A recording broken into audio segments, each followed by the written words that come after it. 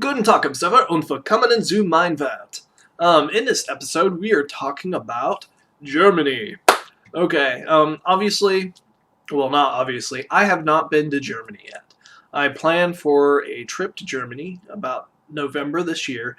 Hopefully, if all finances go well, I can go over there. It's actually pretty expensive to fly over the pond, um, as an American. Um, and in my last video, I was talking about my preconceptions of Germany and of Germans. And I would say that at the moment, is my mustache in the way? Oh, anyway, sorry. I would say at the moment I'm still in the preconception stage. However, I wanted to give my experience of how my preconceptions have changed so far.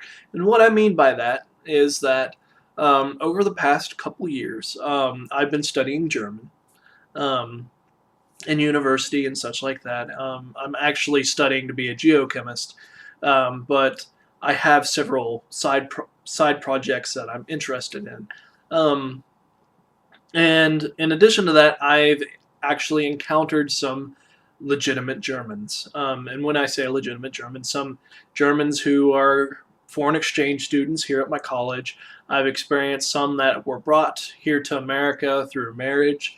Um, and I've also met some from Germany via interpals and such like that. And I wanted to give my first impressions, things that immediately changed my perceptions of the German culture, and some things that did not add up. And of course, like I said, I'm still in the preconception stage. Things will probably change as I become more familiar with these. With my German friends and talk to them more and learn more about the culture. But I wanted to give an overview of kind of the culture shock of between what I thought and what I think now. Um, and what I mean by that, in the last episode, I told you that my grandparents lived in Germany for quite some time. My mom was a military brat. My grandparents served in the American Army, lived over in Germany for a while, incorporated a lot of their culture, a lot of the German culture into their family values, and brought my mother home. My mother actually started school in Germany, but then moved back to America at a young age. I personally was also a military brat. I was born and raised a little bit in England before being brought back to America. And so I have a little bit of an international, also we incorporated a lot of English values into our household as well. Like my family just assimilates different cultures for some reason, for no explicable reason. Anyway, and they bring them back home to America. So anyway, I have German influences and British influences in my history that kind of differentiates me from a normal American. So that being said, like I said, I'm in my previous video, I gained most of my insight from my grandpa, most of the insights that were actually kind of true. I modeled my life based off of my grandpa, who somewhat embodies German values. And for the most part, this didn't really matter to me. I learned a little bit more about Germany through Ramstein and my schooling in high school. However, that was kind of instilled a lot of misconceptions in my mind. High school did. But whenever I came to college, I started to learn more. And some of it was furthermore misconceptions that I was taught in college about Germany while I was studying German. But really, since then, since I've done taking my classes, there's only 2 German classes in my school, which usually there's like 4. Like I can't even get a minor study in German here, so I have to do a lot of. If it's something I'm interested in, I had to do a lot of it myself. And over the years, I started with just knowing Ramstein. I eventually learned like Eisbrecher, I learned, and that was pretty much my triad, my 3 for probably the next 4 years. Then after that, this year, in the last, well, this month it's just been an explosion of German because I've actually gotten in contact with German people. I've been talking to Germans, such like that. My music vocabulary has just skyrocketed. I mean, I listen to people like uh, the Totenhosen.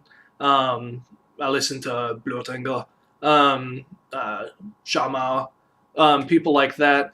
Like it's been a cultural explosion for me just recently, and it didn't start getting some weight until last semester. And I've been passively studying German for almost, I would say,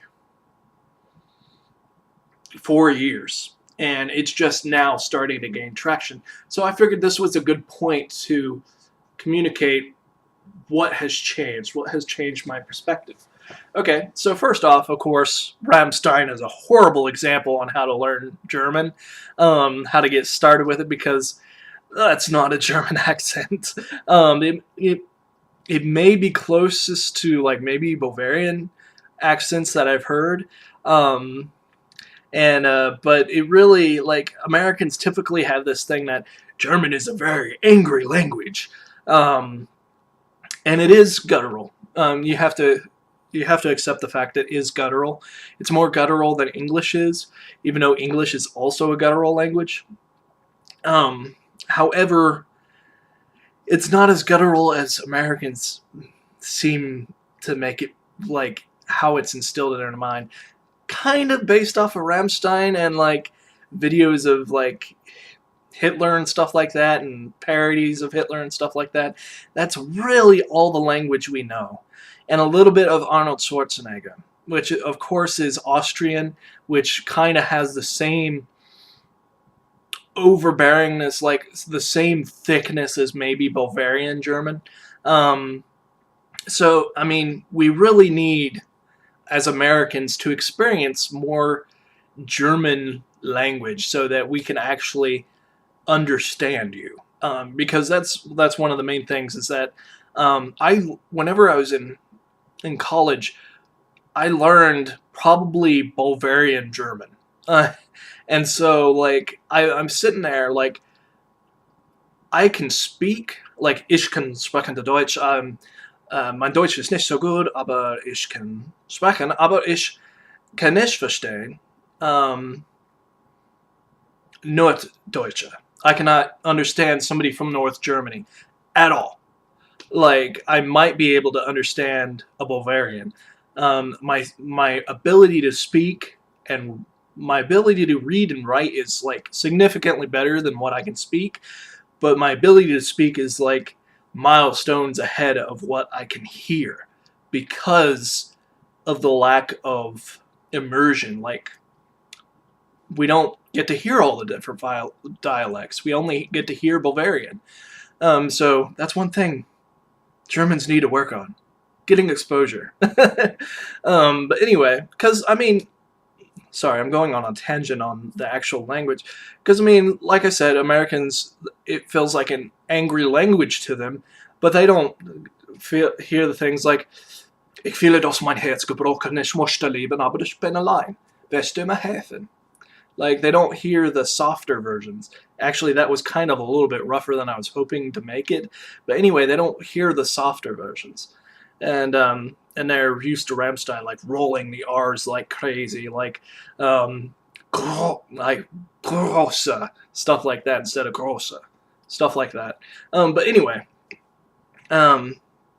aside from that was actually a misconception that actually, like, prohibits me, because, like, if I had learned like what actual German language sounds like on a whole instead of one particular dialect, I would have more functional German. I'd be able to understand people better. So that was a misconception that, like, actually has an actual problem with it.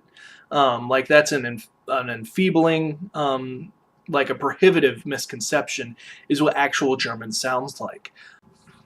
Okay, sorry to like interrupt like myself, really. But I figured that that was probably a good stopping point, that this was probably a good stopping point in this video.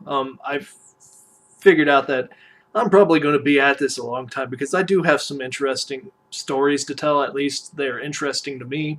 Um, I think that this was a good ending point for what I was talking about, which was pretty much the differences in like perceptions of language, what my previous conception was, and how that was changed. In the next episode, I'm going to be talking about um, just social interaction, um, and how my experience with that, which um, was kind of eye-opening as well, but not nearly as debilitating as the horrible way I learned German, um, and the misconception on the German language as a whole. But anyway, I hope you like this video. I hope you stay tuned for the next one. Um, And if you have any opinions on your experiences, or if you're a German or American, or your experiences with Americans if you're German, or your experiences with Germans if you're American, feel free to leave comments below. I would love to read the comments. I would love to learn what different people think. That's kind of the purpose of creating this video, was to get kind of some opinions out there, to see what's true, what's not true, what people think, what people shouldn't be thinking, stuff like that. But anyway, feel free to leave comments. I'll see you in the next video. Bis bald.